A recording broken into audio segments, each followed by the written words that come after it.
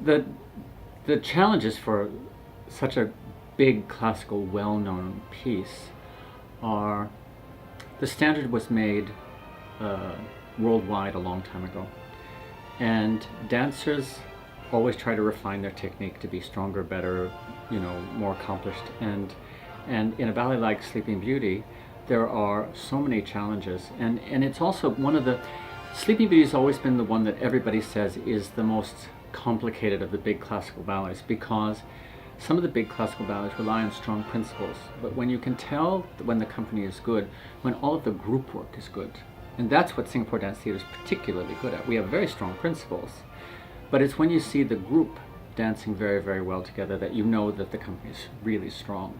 So getting it to that level is the challenge, and not letting it slide backwards and not saying, well, that's good enough. Someone said that, well, that's good enough, isn't it? And I said, no, it's not good enough. Sleeping Beauty is my favorite classical ballet of all of them. I like whichever one I happen to be working on the moment I say is my favorite, but if I wasn't working on one at the moment, I'd have to say it's Sleeping Beauty, because when I was a student, I've done everything from being a little child to being a monster to being Bluebird to being the prince. So I've been the whole gamut. And then teaching, because I teach it myself, I teach every single role in the ballet. I know it all intimately, and so it is my favorite.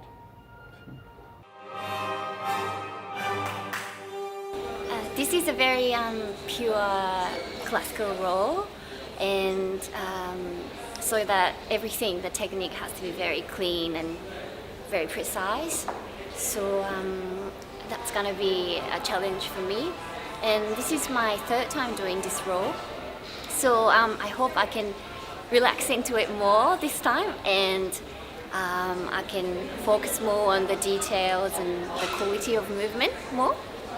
She does these balances that, she has to stand on point and do a balance in one leg, on one leg. So it's going to be a very challenging thing for me, and stamina-wise, it's hard.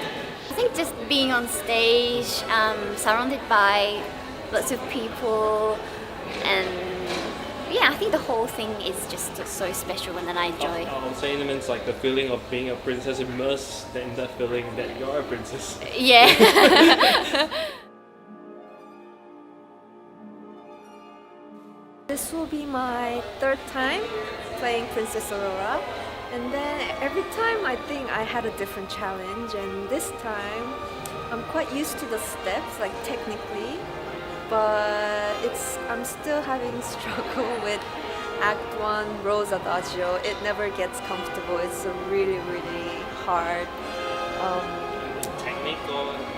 Yes, I need a lot of concentration to stay in one leg, changing hands with 4 different princes, and if I go on stage, the light hits me, then I will feel a lot different from studio. So I try to imagine myself, I'm on stage, and practice that part every time, and that's one challenge. And the other challenge is she's 16 years old, so yes, I have to have the spirit of a 16-year-old princess, so it's quite fun and challenging.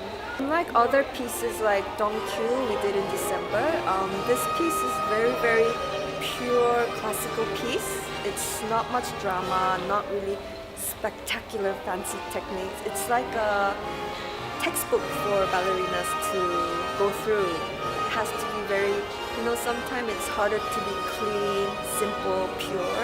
So I really have to work on that. As I go on stage more and more, I find out like tricks, like I can make this look, or I can make this step easier. Instead of going through the exact A, B, C, I can just go from A to C without letting the audience know. But for Sleeping Beauty, I can't do that. I have to be very